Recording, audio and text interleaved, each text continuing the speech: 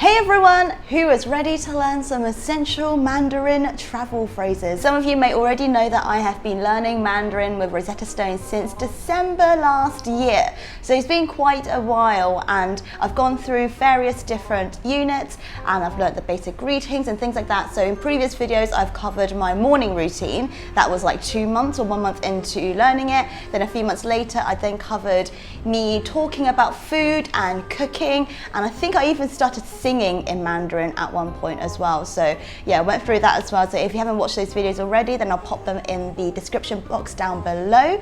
And today we're going to try something new and take it to the next level, and that's to teach you 10 essential travel phrases in Mandarin. If you are traveling to China or a place that speaks Mandarin, then this should cover you, this should get you by.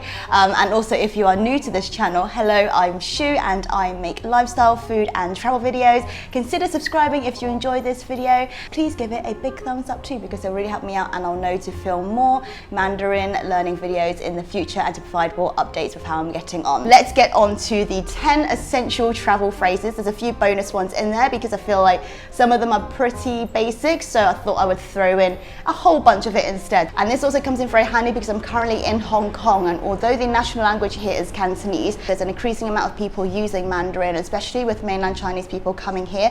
It's also very useful to know Mandarin, and for people who may not be able to learn Mandarin and Cantonese at one go and choose to opt for Mandarin, or you're traveling into mainland China, then hopefully these phrases will come into play and will help you out a little bit when you're traveling about. Number one, we're going to cover off basic greetings. So we're going to say hello, good morning and goodbye. So to start off with hello in Mandarin is 你好, 你好.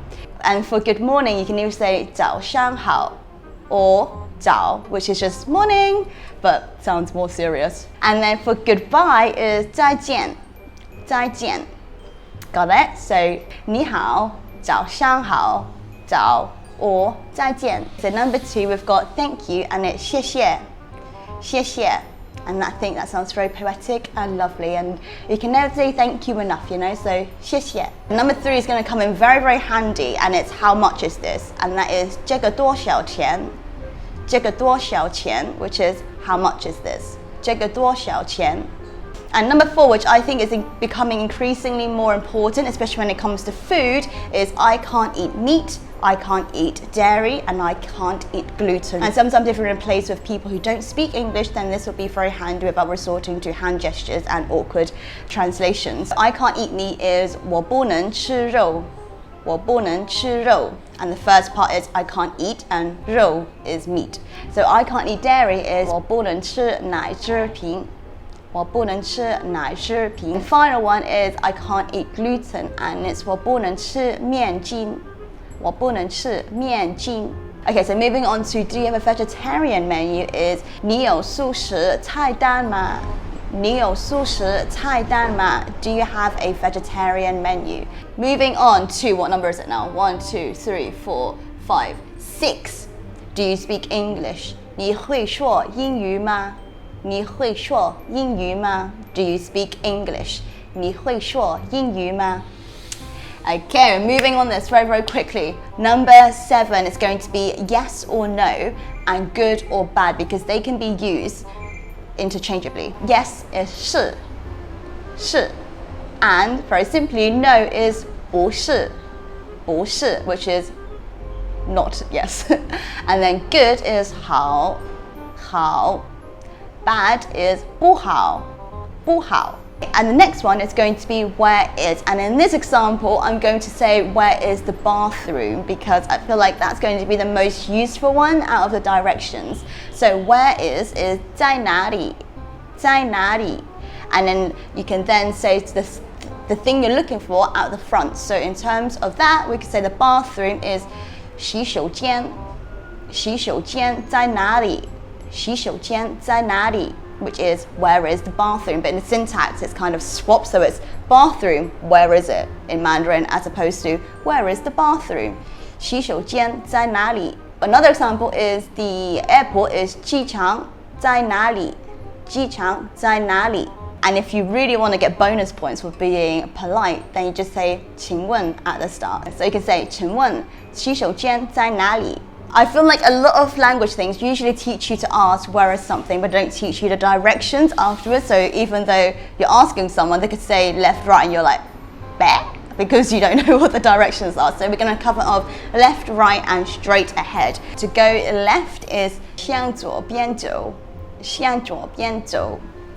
And that is to go left, and left is 左边, and then 走 is go. So go left, again the syntax is flipped to the other side, is 向左边走.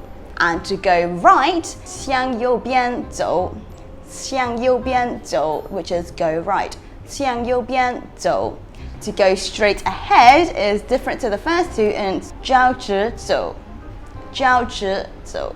Straight ahead. To go with how much is this, I thought it'd also be very helpful to say what the different currency and the different notes are as well. So the currency used in mainland China is yuan, and I thought it would cover off the most notes or the things you most likely hear. So we're going to start off with $5, which is 5元, 5元, 10元 is $10, 10元. And then moving on to 20 is 20元, 20元.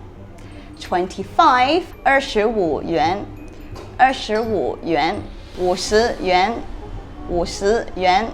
$50. Okay, we're storming through this. We're on to 75 now, and it's 75元, 75元, $75. And then the big one, the big shebang, $100, which is actually about £10. But $100 is 100元, 100元.